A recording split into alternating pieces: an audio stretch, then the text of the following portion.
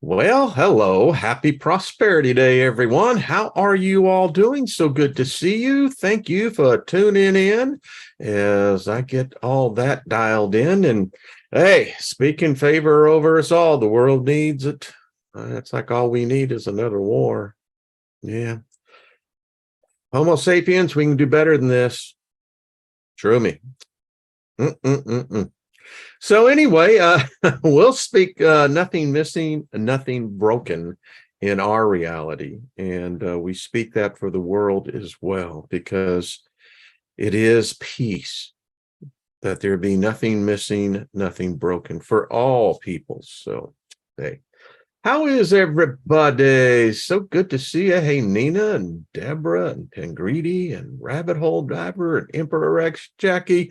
Deidre, how are you doing? Mary, how are you? Then it's Bonnie and Lost in Space. I'm trying to do really good. DC, I took my Evelyn Wood speed reading course. So what's up, everybody? Good to see you all.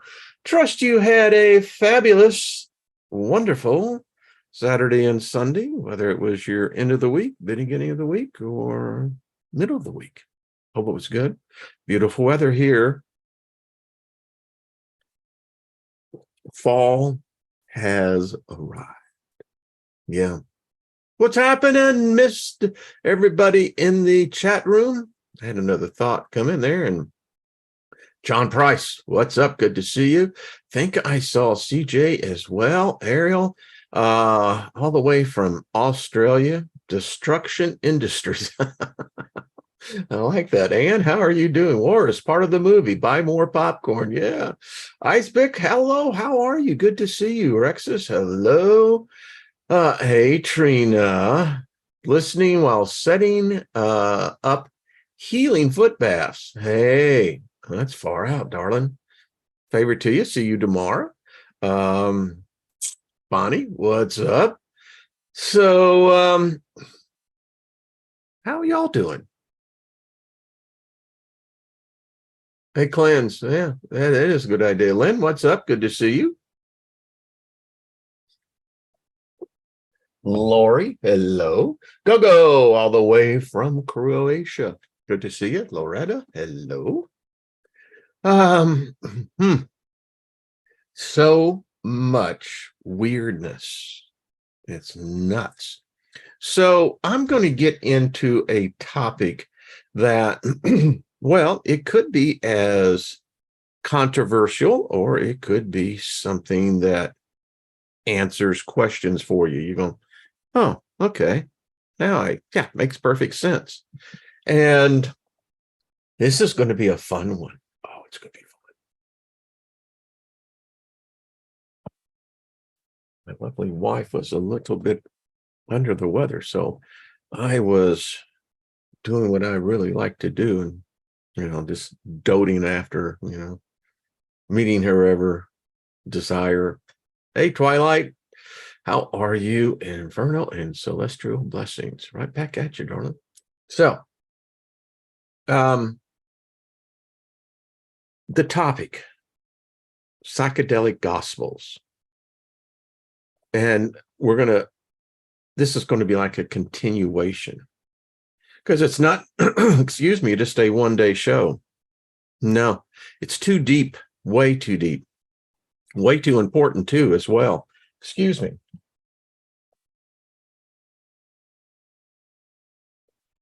There we go.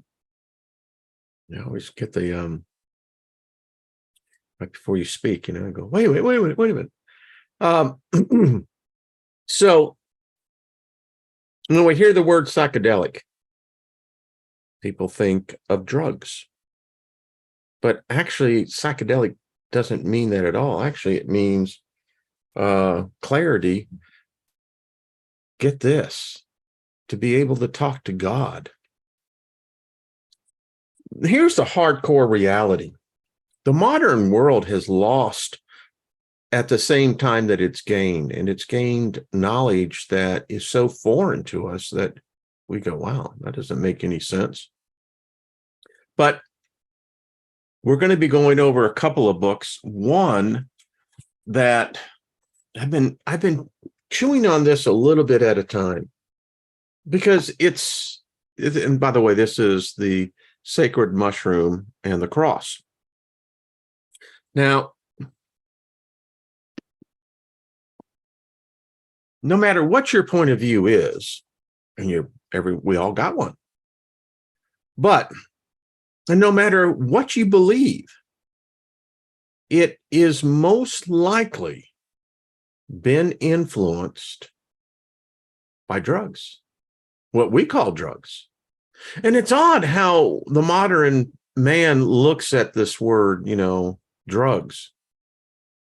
The world is controlled by drugs. And just because someone or a group says, well, we'll make that legal, but that's illegal, doesn't change it. It's still drugs. The single largest addictive drug in the world today is coffee, caffeine.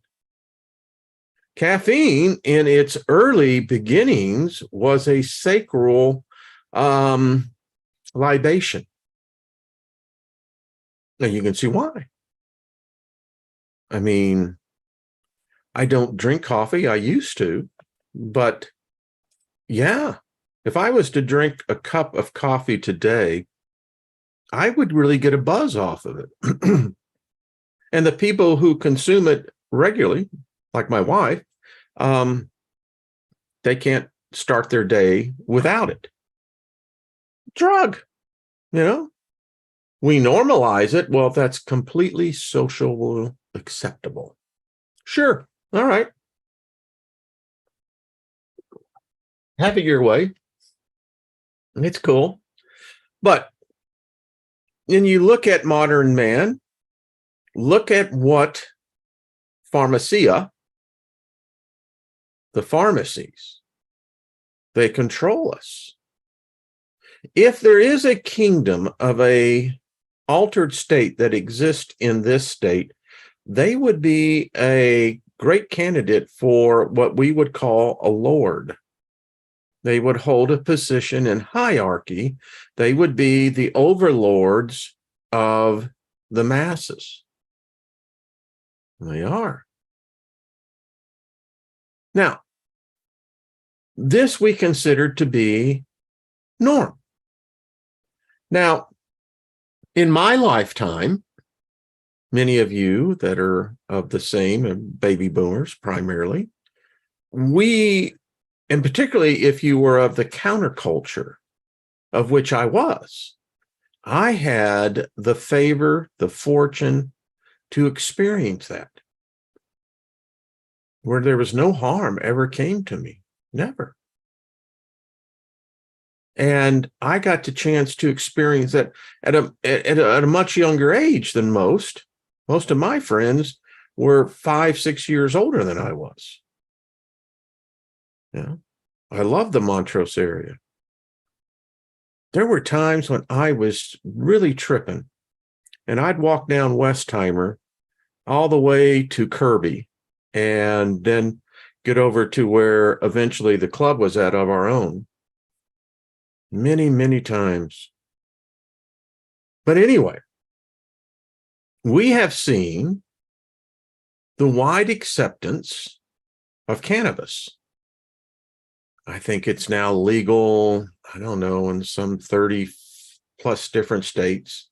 The federal government will reduce its current status as a class 1 narcotic. They are going to they've already have said this is going to happen. So when that happens, basically then the feds will step in and they'll start taxing all of the states that have already, by their sovereignty of the state, legalized it.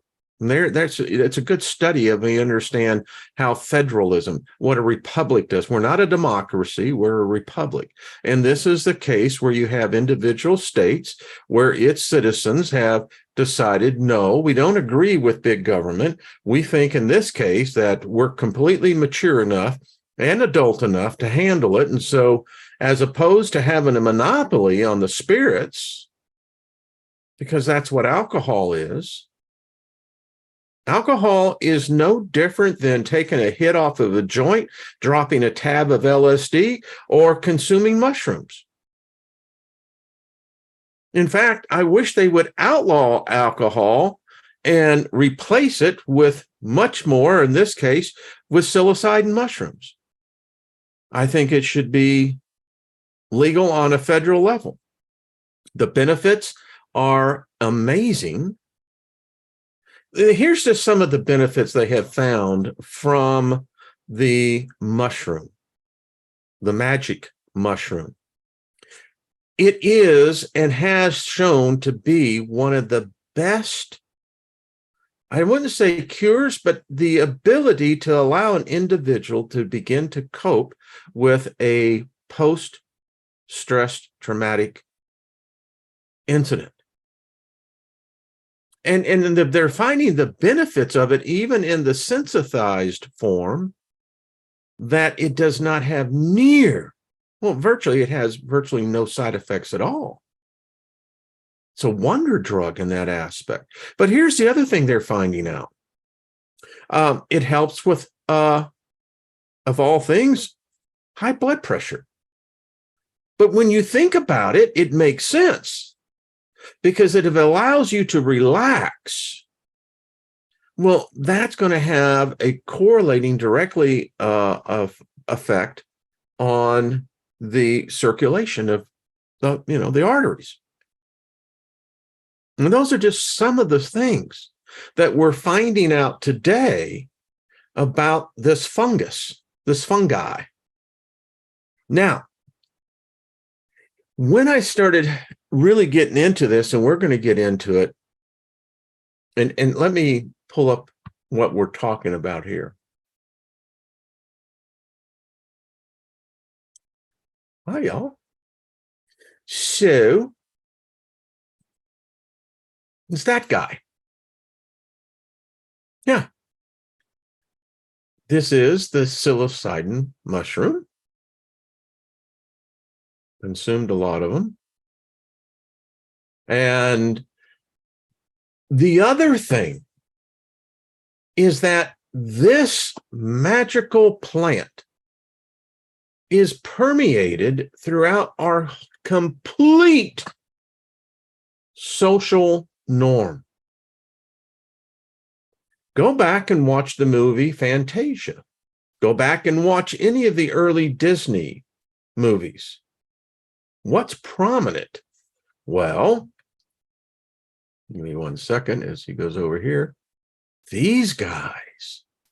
Oh, yeah. They're everywhere.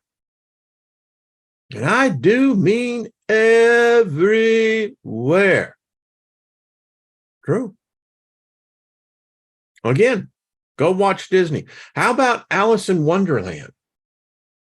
I mean, I can go over and make reference, and we'll get into more of these, because this is called the God plant. Yeah. Now, the interesting thing about this, and I'll get back to the story at hand, is that, as he goes over here, going, well, where are you? I'm everywhere. Well, how can you be in two places at the same time when you're no place at all? So anyway, that plant in the Rigaveda, the Old Testament, New Testament, in the Quran, in ancient Egyptian literature, when it came to talking to God, the shaman, priest, priestess would all consume what they called Soma, S-O-M-A. Now, the interesting thing about Soma is that, well, when you find out what it is and how we found out about this, was in the Rigveda, that ancient Hindu sacred book, predating the Bible, predating the Sumerians. And in there, we know what the recipe for Soma was: mushrooms. Now, they also relied heavily on other type of psychoactive compounds, hallucinogenics. Now, in times past, these god plants were sacred. It's well documented that people would consume these as well. Cannabis was considered one. There's just a whole list. Morning glories. There's a number of plants that is probably in your, if you're a gardener like I am, that you would be surprised what the compounds of these plants will do. The point being that this was how the priest, the shamans, this is how they communicated with the gods. Later, as monotheism took over the place, yes, it was also with the god. We know this by Hezekiah in the Bible, book of Ezra. Yeah. King drinking some Soma. We're going to get right, folks. Yeah. We're going to be lifting our hands. We're going to be dancing with God. And they did. In fact, it was an interesting passage in there, and we'll get to this probably later this week, where it talked about the fact that there were, I believe, 20 of that were with the king, and they spent 40 days drinking Soma. They wrote books. They allowed, I think, and don't quote me, but I believe they wrote like 200 something books, and they only allowed 40 of them to the general populace. The others were hidden. And all drinking Soma. Now, the interesting thing about Soma as well is that, as we will find as we get deeper into this subject, they had a custom of where the high priest or priestess would consume Soma, and then when they urinated, they would save the piss, the urine, and others would drink the urine, because the interesting thing about the psilocybin effect is that it's not metabolized in the body. So when you go to pee, you're peeing out pure strength Soma. Now it kind of brings in that whole expression, well, piss on you. Yeah, please. Hey, Chris.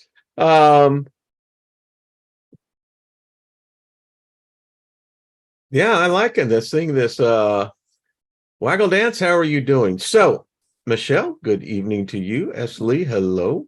So, this is quite interesting in when you find out that it's very well documented. Hear me on this. It's documented that the elite, the high priest and priestesses of our faith, Christianity, have all been heavily influenced by the mushroom, the magic mushroom. Fact, Jack. In fact, Joe has done a few podcasts. Yes.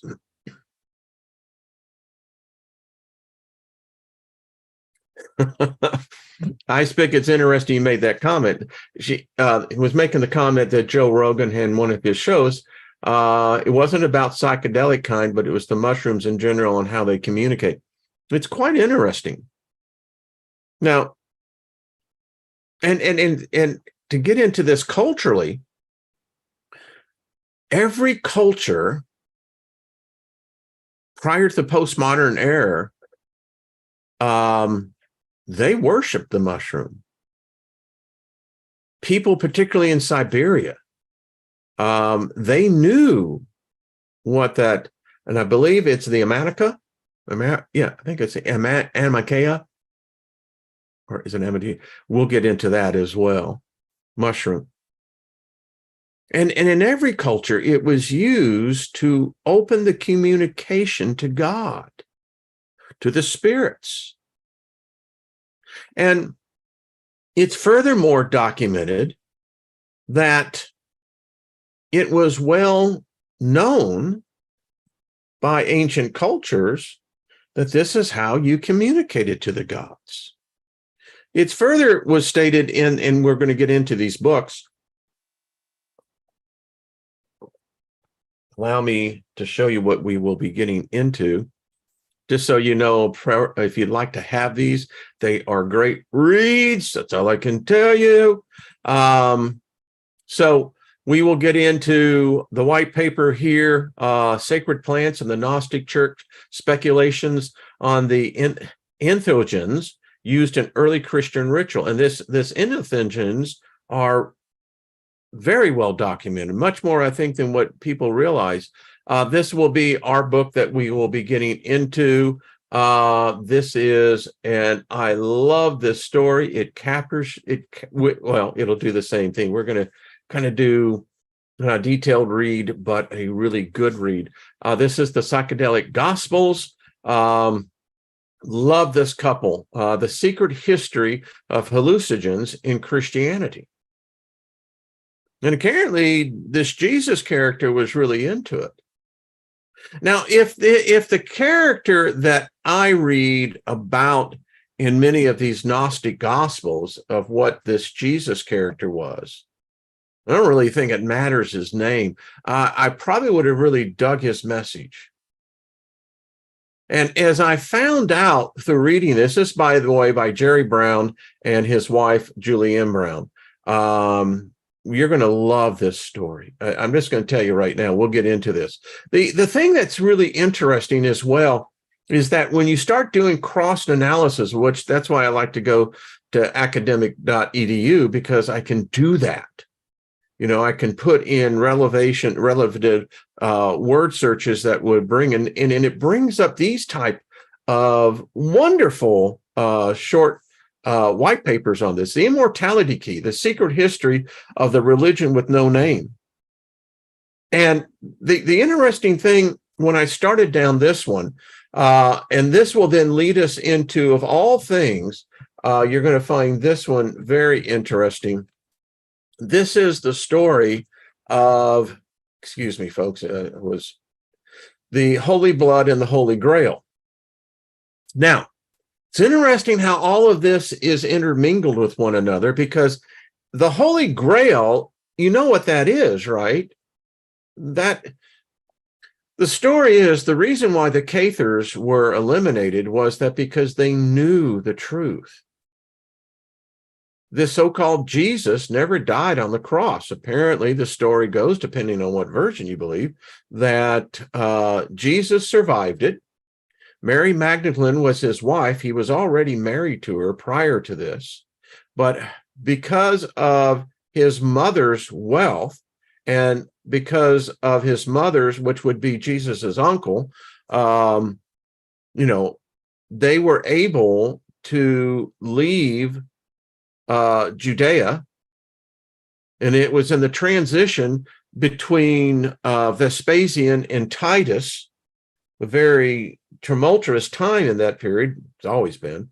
But anyway, the story goes that Jesus and Mary Magdalene, along with his secret devotees, devotioners, I guess is the right word, which apparently wasn't Paul. Apparently, Jesus did not dig Paul's message too much. But anyway, I digress. The story goes that they settled in what we now know is France, the southern part of France. So all of that, um, just to get us into where we be going, because it is a fascinating study completely across the board. And one of the things we're going to find, how many of you know what and where the Roslin Church is, the chapel? They're in Scotland, I think outside Edinburgh, I believe. It was featured in Dan Brown, the Da Vinci Code. That is a very interesting cathedral, church. And there's about a dozen of them. And it's amazing. It has stood, I think, since what, the early 1400s. So it's been there for a while. So, and you're going to love it, because Julie and her husband, who we will be studying the psychedelic gospels from, they came upon a clue that was right there in front of everybody. Scholars, theologians, kings, queens, all have visited there. But this church really does give an insight into what today we call modern Christianity. And one of the characters that we will be examining is the Green Man. So this is the Green Man. He is all over this place. He's all over this church. And this has been painstakingly carved into the stone. And there's not one place left on the stonework in the inside that is not engraved. And it's engraved with dragons. It's engraved with this guy. Now, take a good look at him, because there's, I think there's about 33 different interpretations of the Green Man. But this was what stared at people for a millennia. People thought demons, a lot of different interpretations as to what the Green Man is. But Jeff and Julie, actually it was Jeff, I believe, in the story, he was the one who figured this out. Staring us right there, the guy who had this done was trying to give us a clue. And here is another Green Man. All of them have the sacred mushroom in what we would call your third eye.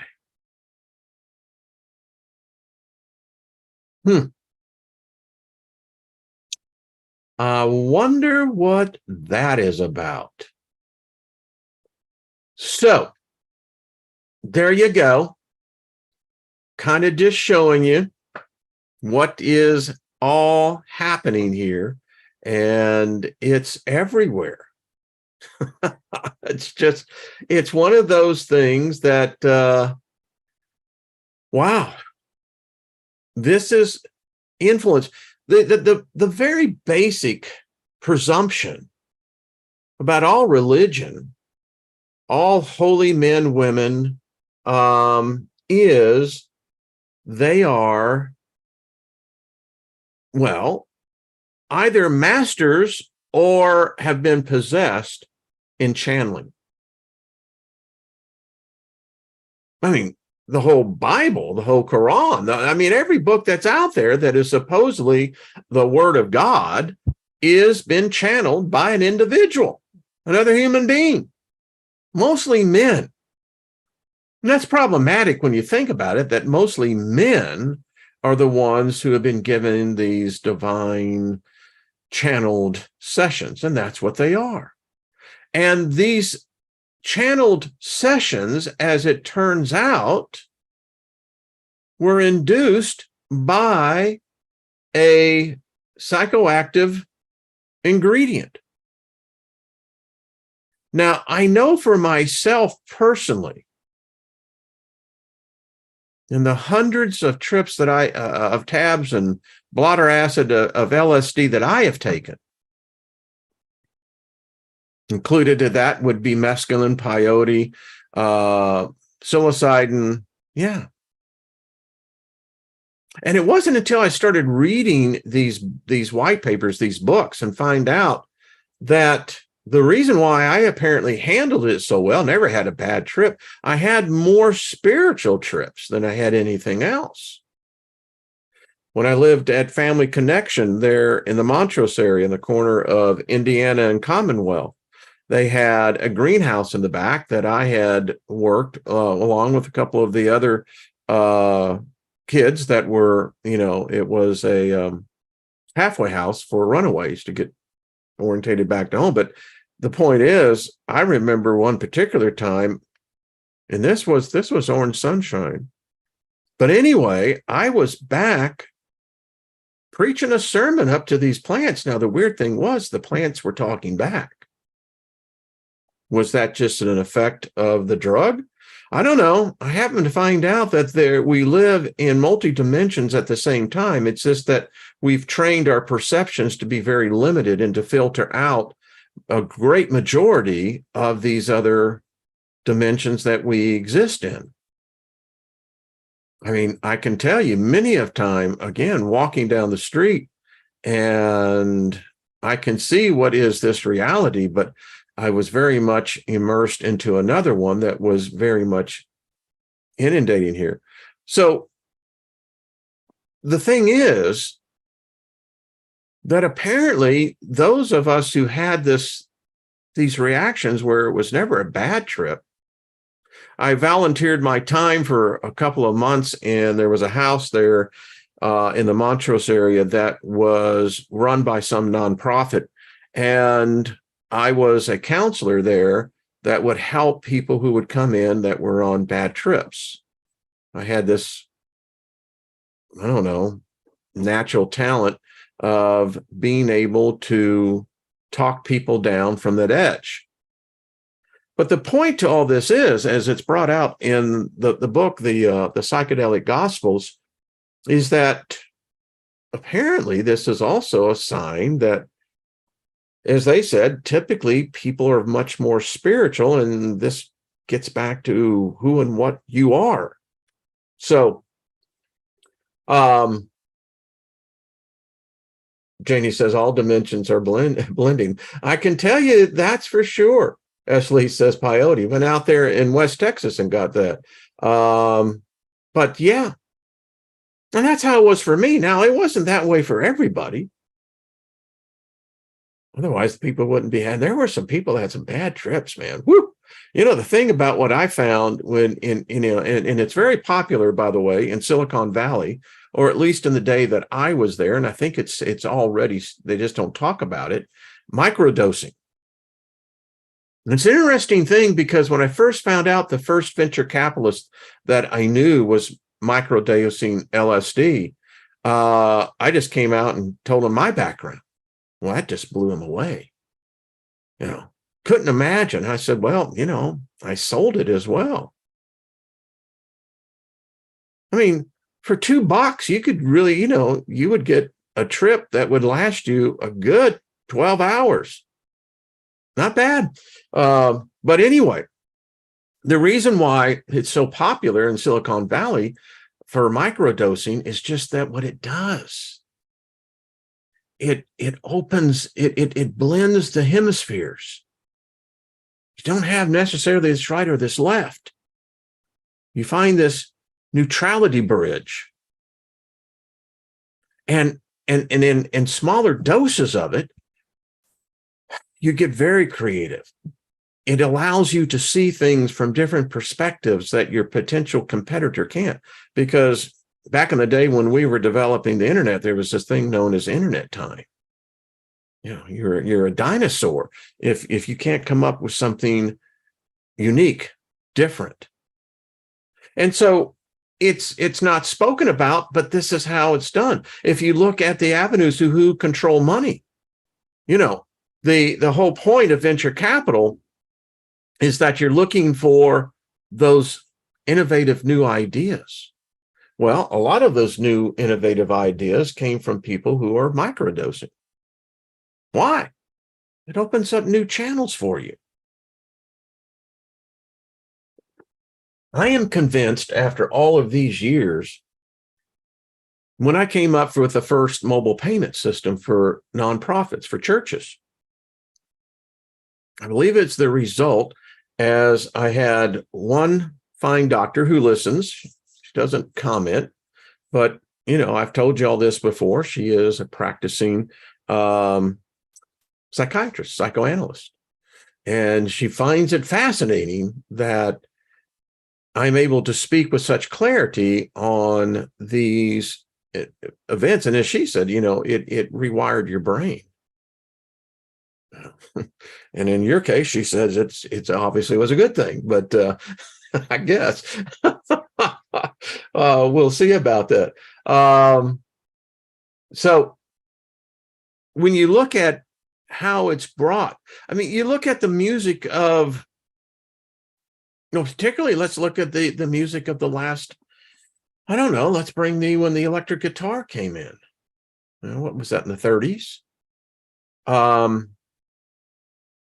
And the thing about music, whether it was the blues, whether it was the early days of bop, that then got into, what we all experienced. The Beatles. I remember the interview that George Harrison had about when they, actually, that's the album I think the Magical Mystery Tour came out on. But how he said that it opened for him this channel of spirituality that he wanted.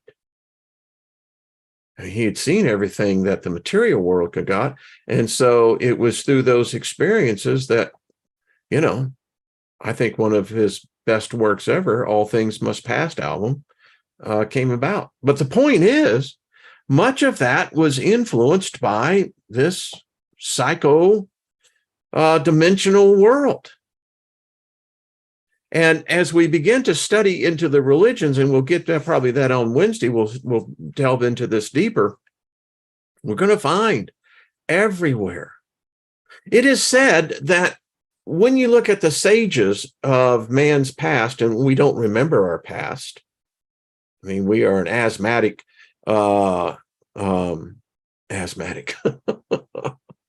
Yeah, that's a good word. I hadn't thought about that, how to play on words.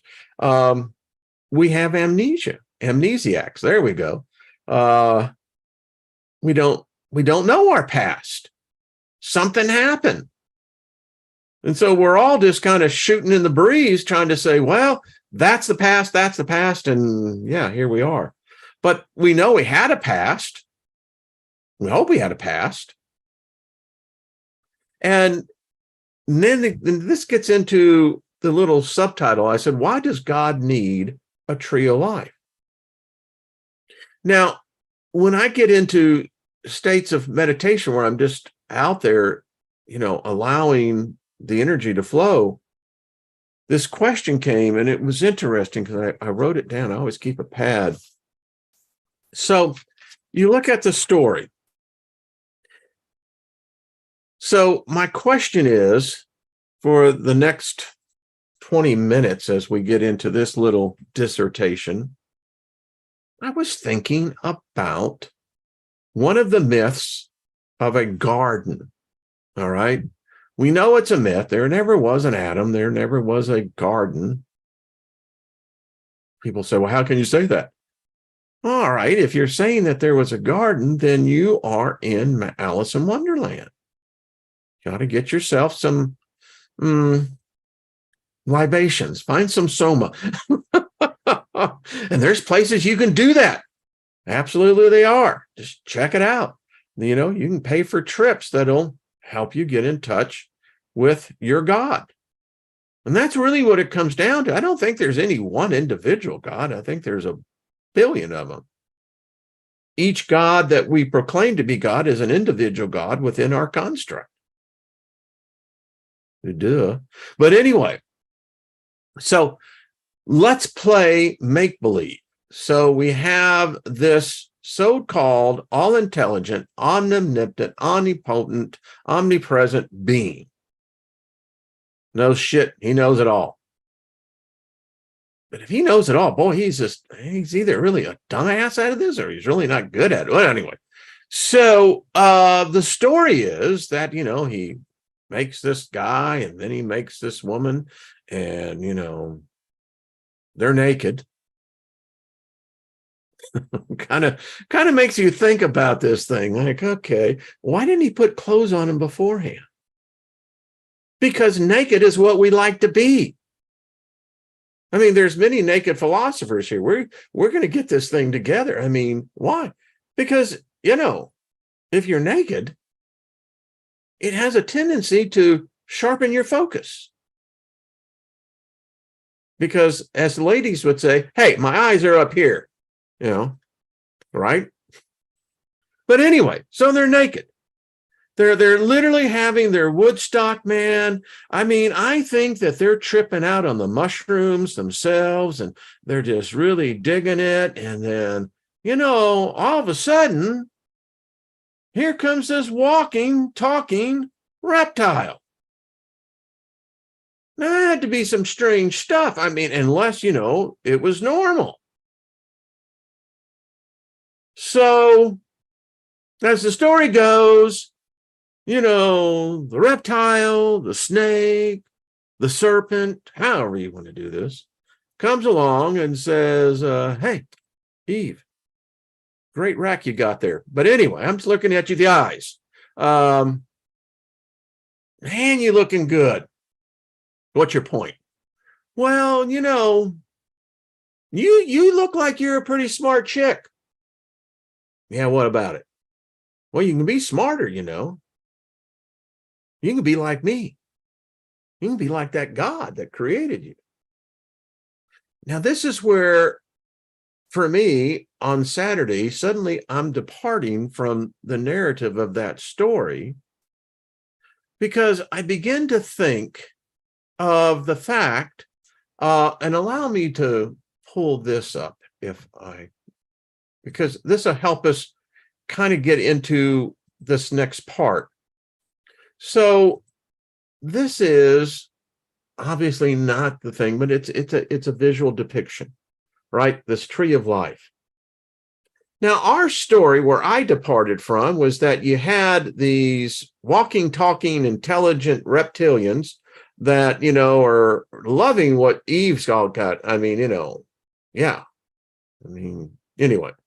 So they're at this tree called the tree of knowledge.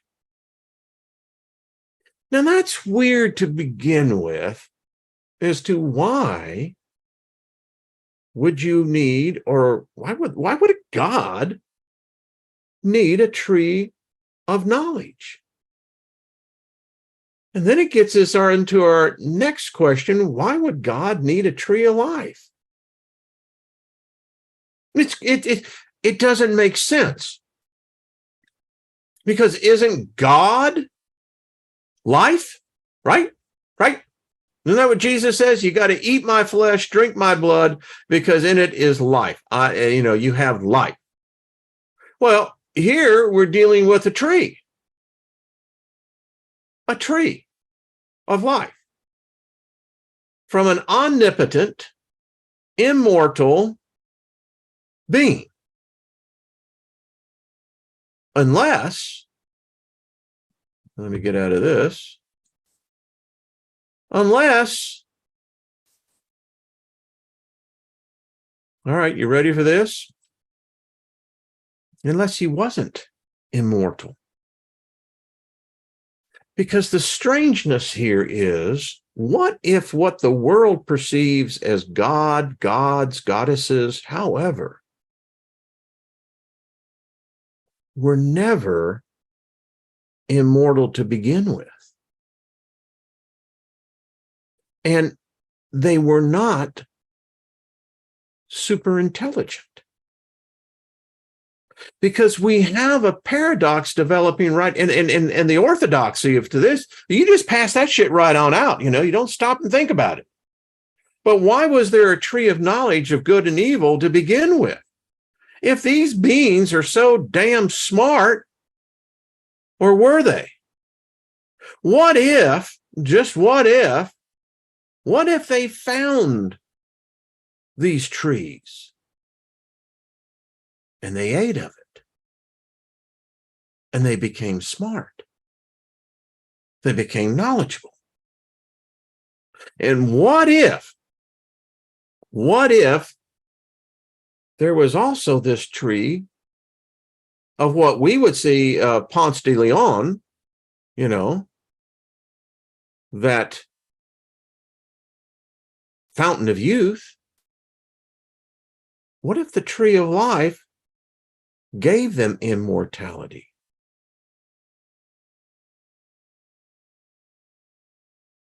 I mean, I'm just throwing it out there because that would make a whole lot more sense than for the purpose of a tree of life to begin with. It's illogical. Again, what would a god need with a tree of life?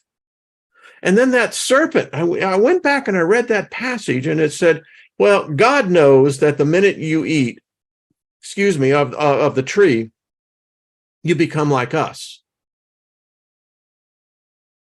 Wow. And isn't that what this God said about the tree of life when he put the angels with the laser, the flaming swords, just lasers, so that these mortals, these slaves, if they ever get a hold of that, they become like us. Well, then that began to get me to thinking that okay, now wait a minute. What if these are not what we think of these beings that are omnipotent, every present? No, that's a myth. You've been taught that. I challenge any one of you. Tell me your proof. You believe what you believe because it's what you were taught, what you were exposed to, particularly in your early years.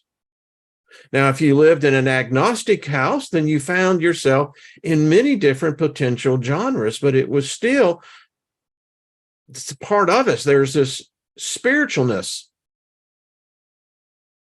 And I began to wonder, what if we were the rulers at one time and we got betrayed? I believe that there was, in fact, humans that did eat of this tree. Now, I don't know what this tree truly is, but it's representative of something of immortality, much like the mushroom, the Soma is. You drink, you eat of these substances, and if you're using it particularly in a religious or ritual setting, you're going to have some amazing results. Yeah. And I have been in settings where there was, a group of us that were chosen to do a number of things. We were chosen, and things was through a government agency. I mean, and I know what happens when individuals partake, and you will begin to meet these beings. And then it began to make me think, well, what if we did, in fact, eat of this substance, this tree? And this is what we do to preoccupy ourselves. Because eternity can be boring. I mean, boredom is hell for gods and goddesses. We hate boredom. We'll do anything not to be bored. So what if that is the case? Because I don't believe that the tree is going to keep a physical body alive. It very well could, but I think there's another body that we're talking about. It's just me. Lindsay, giving up all knowledge and Anna had to. She entered in there naked. Like, I don't know. See, I'm dropping in on the conversation. It's like, oh, that's cool. Got to go back and read this. Thank you for the heart buttons.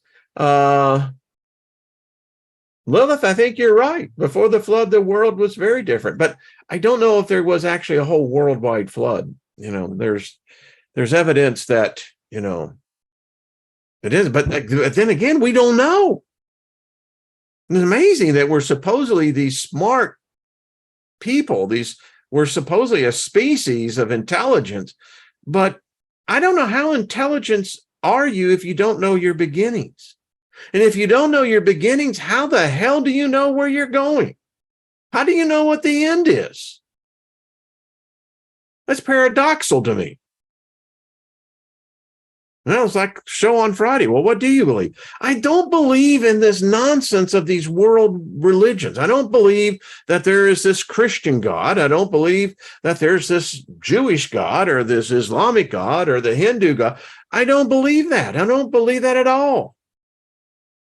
That's so finite, because it means every one of those so-called gods ain't perfect. What was it that the Devil's Bible, the letter, said that the sin of God is that he thinks he can actually make mortals immortal? But what if mortal? What does that mean? Does that mean we have a beginning and an end? Everything does, doesn't it? No, not if you step above time and space. There is no beginning. There is no end. It's like being in the two-dimensional world. If we lived in the two-dimensional world, you can't see me right now. But if I was turned on my side, you could see my side. I love this stuff. Ashes to Hashes, Nora Vincent Peale. And how sad is that? That's why most people are afraid of death. Because again, if Christianity's got the answers, well, then where did they get their answers? Because in Judaism, they don't believe that. You go to this place that's not fun. It's ghost land. It's not fun at all. We go further than that. Many of the ancients believed, again, that this is all it is, baby. You have this one time through and it's lights out for you. They'll never remember you. They'll never know who you are because you won't remember who you are. Sounds familiar, doesn't it? Like, what the hell? So please leave your comment and explain to me, why would God need a tree of life? Why would God need a tree of knowledge? And if there's a tree of life, a tree of knowledge, what other trees are there? And then what could be potentially the allegory or the metaphor for the tree? Is it a physical tree? Is it a metaphorical tree? Does it mean, is it a state of consciousness? Is it a state of being? It would have to be something substantial, because what we're all wanting is to make sure that our consciousness stays intact, that we have some sort of ability to remain in a corporeal form in a non-corporeal dimension. But maybe that's not true either, because of all the ghosts that have been recorded, seen, well, they seem to be bipedal. They seem to be at least the image of what they were. We do know this. Apparently, you can't be naked in the afterlife. Apparently, they're really prudish on that. But maybe at my beach, clothing is optional. I think if you clothe yourself in your own glory, well, that can be just as far out as it can be, It's just me. I'm just talking, Ashes to Ashes says, the tree represents us. We are trees. Trees are also portals. There you go. The Bible constantly refers to us as trees. There you go.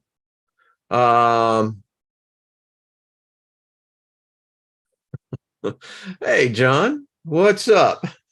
I love this. You see, that's what it's all about. And again, my whole adult life, I never heard anyone question why would it's almost like the scene of Star Trek. What was it? Star Trek 4, I guess, one of the bad ones, where God needs a starship. Captain Kirk says, why would God need a starship? Why would God need a tree of life? Isn't God life? And why would God need a tree of knowledge? Isn't God all-knowing? Exactly. What happens if you live in a part of the world where there are no trees? Well, you wouldn't have the ability to actually relate to what a tree was. A tree could be potentially a bush. William says, all those naked philosophers, that's what I'm talking about, William. Yeah. F. Kitty says, I believe our afterlife is crafted by us in this life with belief. And if magician, intent, and will. We all hope so. Exactly. We all have that hope and that intent. It's like, And that's the moment, as you progress in life, you go through your 20s, you're invincible. Your 30s, you're trying to figure out. The 40s, you get the midlife crisis thing because you're trying to figure out, well, am I really where I want to be? Is this what I want to do? By the time you get into 50, you begin to settle into the fact that, well, this is the way it's going to be, baby. So you get into the 60s and you begin to say, okay, I can begin to ease out of this picture. By the time you get into your 70s, by the normal structure, you have beginning to diminish cognitive ability. And so by the 80, the body is ready to die. Now, the thing that happens to you is you go further and further along to that point when you realize that you see the 80s and what have you, the decades going by, you realize that there's no way out of this. You're going to die. No matter how afraid you may be, no matter what you may think, you're going to die. And then you contemplate, is all this I have learned, everything that I have seen, does it really have any foundation in my reality? And does my reality really have any reality at all? Maybe we need that tree of life. I often say, if you're going to judge a person and the fact that they've been here less than 100 years, that's an atrocity. No human can learn what needs to be learned, not in 100, not in 1,000, not in 10,000. We got ripped off. That tells me someone's screwing with us.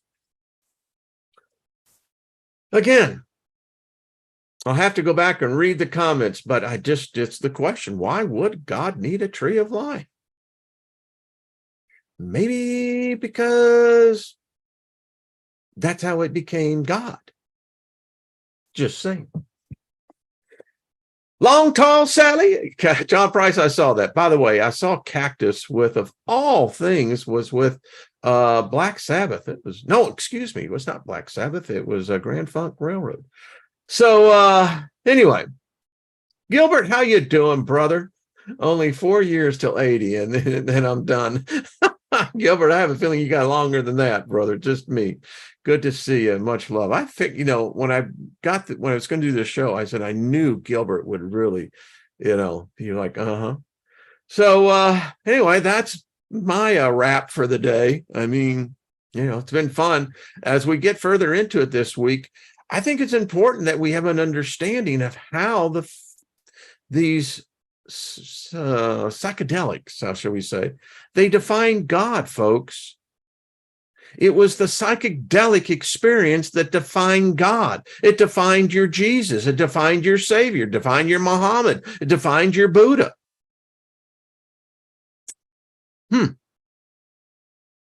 Well, I guess that's about as natural as you can get, huh?